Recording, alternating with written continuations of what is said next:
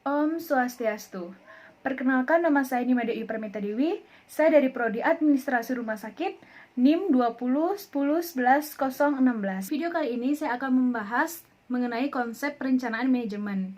Pokok pembahasan yang saya akan bahas, yang pertama ada pengertian perencanaan atau planning, yang kedua ada sasaran organisasi, yang ketiga ada proses perencanaan, yang keempat ada tipe perencanaan, yang kelima ada pendekatan dalam perencanaan, yang keenam ada proses MBO dalam perencanaan, dan yang ketujuh kebaikan dan kekurangan dalam MBO.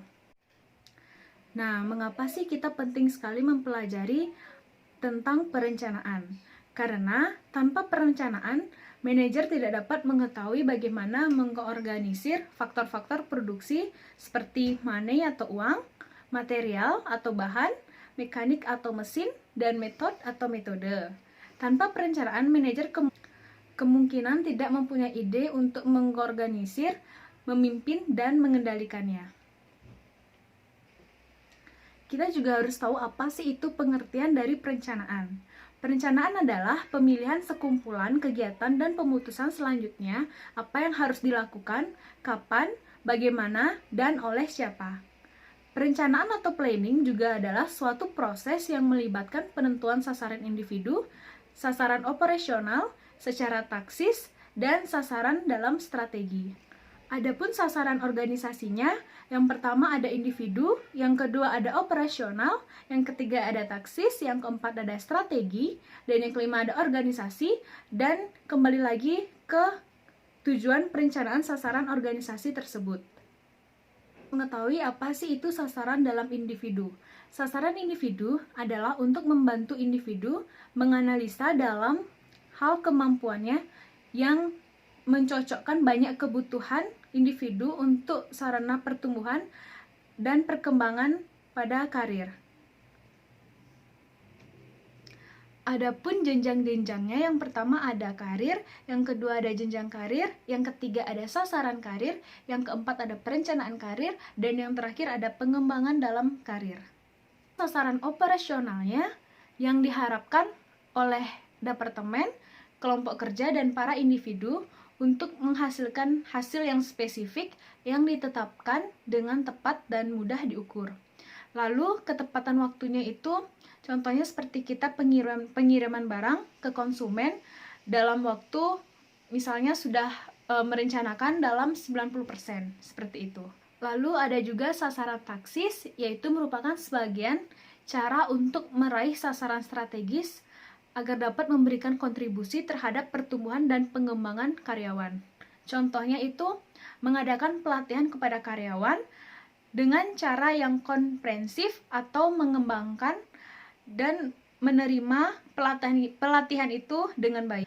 Nah, setelah itu ada pun sasaran strategis merupakan penjabaran yang lebih lanjut dari tujuan. Sasaran strategisnya yang merupakan apa ukuran dari pencapaian dari tujuan tersebut, agar hasilnya dapat dirumuskan dengan cara yang spesifik. Nah, ada pun contoh dari sasaran strategis. Bisa kita lihat contohnya seperti ini, sasarannya ini, dan tujuannya juga seperti ini. Ini ada pun keuntungan dalam penetapan sasaran dalam perencanaan. Bisa kita lihat diagramnya seperti ini. Ada sasaran memberikan arahan, lalu sasaran membutuhkan atau membantu kita mengevaluasi kemajuan yang kita capai. Setelah itu keuntungan dalam penetapan sasaran dalam perencanaan, dan selanjutnya sasaran memfokuskan usaha ke kita, dan lalu sasaran menjadi pedoman, rencana, dan keputusan kita. Nah, adapun 4 tahap dasar perencanaan. Yang pertama ada tahap 1, menetapkan tujuan. Yang kedua ada tahap 2, merumuskan keadaan sekarang. Yang ketiga ada tahap 3, mengidentifikasi kemudahan. Yang keempat ada tahap keempat, mengembangkan serangkaian kegiatan. Adapun jenis-jenis dalam perencanaan organisasi ada 3. Yang pertama, perencanaan berdasarkan ruang lingkup. Yang kedua, perencanaan berdasarkan tingkatan. Yang ketiga, perencanaan berdasarkan jangka waktu. Nah, adapun perencanaan atau planning ditinjau dari dimensi waktu. Ada 3 dimensi waktu. Yang pertama ada jangka panjang, yang kedua ada jangka menengah, dan yang ketiga ada jangka pendek.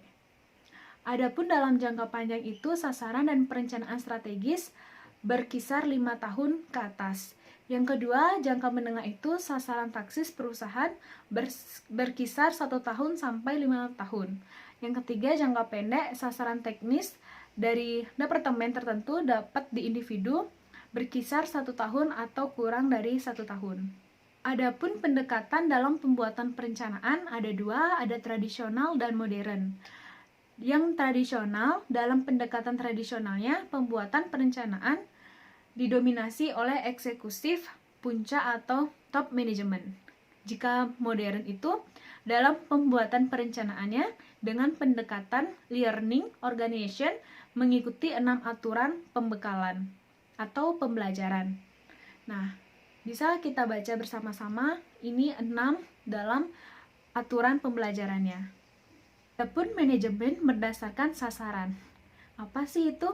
Nah, manajemen berdasarkan sasaran atau manajemen by objektif atau disingkat dengan MBO adalah sistem manajemen atau manajerial yang komprehensif yang memadukan banyak aktivitas manajerial yang penting secara sistematis, yang secara sadar diarahkan untuk mencapai sasaran organisasi dan individu secara efektif dan efisien. Nah, adapun langkah proses MBO ada 4 langkah. Yang pertama, langkah penetapan sasaran. Yang kedua, langkah membangun rencana tindakan. Yang ketiga, langkah menilai kemajuan. Dan yang keempat, langkah menilai kemajuan. Nah, ada sasaran kinerja MBO ada 3.